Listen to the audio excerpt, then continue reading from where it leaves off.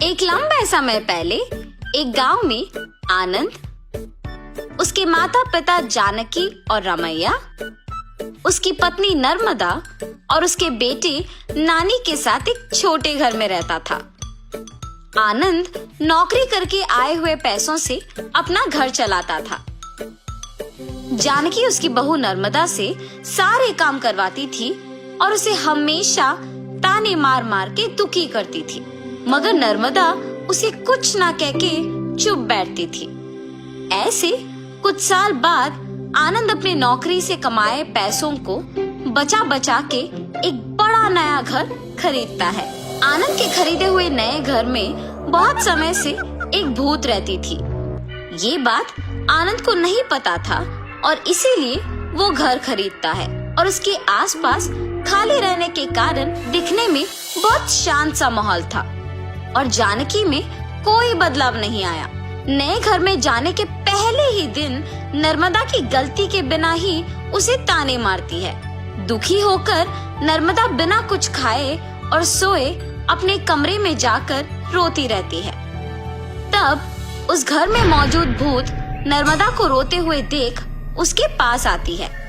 बगल में परछाई को देख नर्मदा तुरंत खड़े हो जाती है। तब वो भूत नर्मदा के सामने आके खड़े हो जाती है।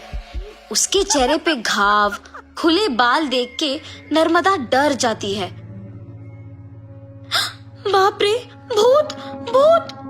डरो मत, मैं तुम्हें कुछ नहीं करूंगी। तुम हमारे घर में क्यों आई हो? तुम लोग ही मेरे घर आए। ये तुम्हारा घर है?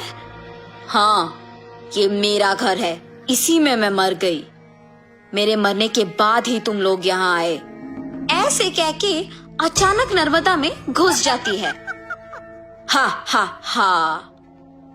ऐसे हंसते हुए सो जाती है। सुबह उठ के जब जानकी देखती है कि सारा काम वैसे का वैसे ही रह गया, तब नर्मदा नर्मदा बहुत बार बुलाने के बावजूद जब वो नहीं आती है तो जानकी ही उसके पास जाती है। हाँ, तुम अब तक उठी नहीं? नर्मदा नर्मदा उठो! जानकी पास आके बुलाने पर नर्मदा जाग उठती है। उसकी आंखें बहुत लाल और डरावना दिखने के बावजूद जानकी उस पर ज्यादा ध्यान नहीं देती है। उठ गई? जाओ, जाके सारा काम करके चाय बना के लाओ। मेरे ही सामने जोर से बात करके मुझे काम करने के लिए कह रही हो? ये कह के उसका हाथ जोर से पकड़ लेती है। नहीं, तुम कुछ मत करो। आज से सारा काम मैं ही करूंगी, मुझे छोड़ दो। जाओ, जाके सारा काम करो। ठीक है, ठीक है। ऐसे कह के जल्दी से सारे काम खत्म करती है। ये क्या सच में मेरी बहू है? इसके मुंह से कभी एक लफ्ज भी नहीं निकला और आज ये मुझसे सारा काम करवा रही है। तुरंत ये सब मुझे अपने बेटे को बताना होगा। और ऐसे अपने बेटे को सब सच बताती है। तब वो कहता है, जितना भी गुस्सा क्यों ना हो, ऐसे तो नहीं कहते हैं माँ। आप अगर उससे अच्छे से पेश आएंगे तो वो भी अच्छा ही रहेगी। उसके बारे में क्या मुझे नहीं पता? उसके बेटे का ऐसे बात करने पर जानकी कुछ नहीं कहती है और अपनी बहू से डरने के कारण वो सारे काम खुद ही करती है।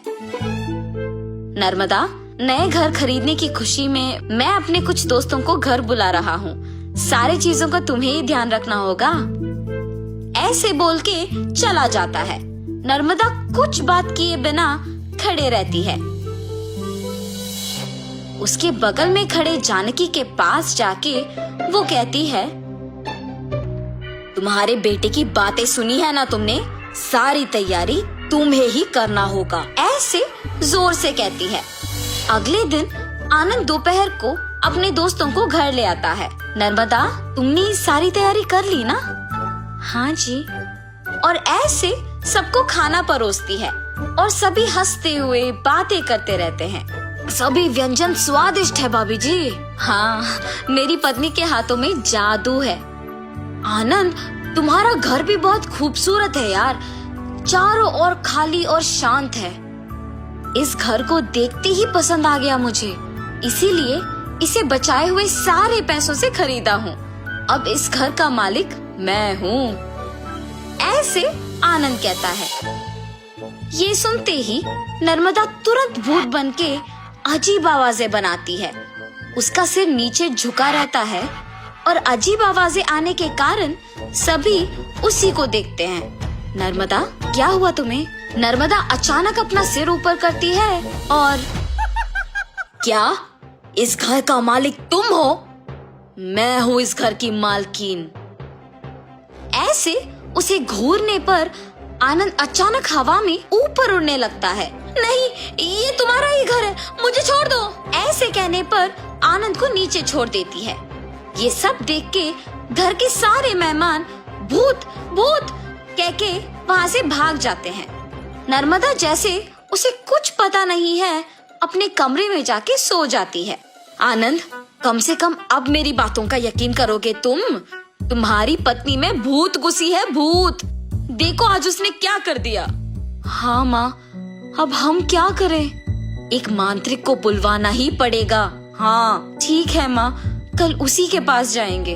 और ऐसे जब सब बैठे हुए थे, नर्मदा आती है और सभी डर जाते हैं। तब उन्हें देख कहती है, क्यों सब मुझे देख के डर रहे हैं? क्या हुआ तुम सबको? कुछ नहीं। अब आप तो कुछ भी कर सकते हो ना। क्या करना है मुझे? मैं जो बोलूँगा तुम नहीं कर पाओगी। मैं नहीं कर पाऊंगी? पहले बोलो। अच्छा, क्या तुम इस बोतल के अंदर घुस के वापस बाहर आ सकती हो? इतना ही, और मैं ये नहीं कर पाऊंगी? देखो। ऐसे बिना कुछ सोचे समझे नर्मदा में घुसी आत्मा अचानक उस बोतल में घुस जाती है और तुरंत जानकी उस बोतल का ढक्कन बंद कर देती है।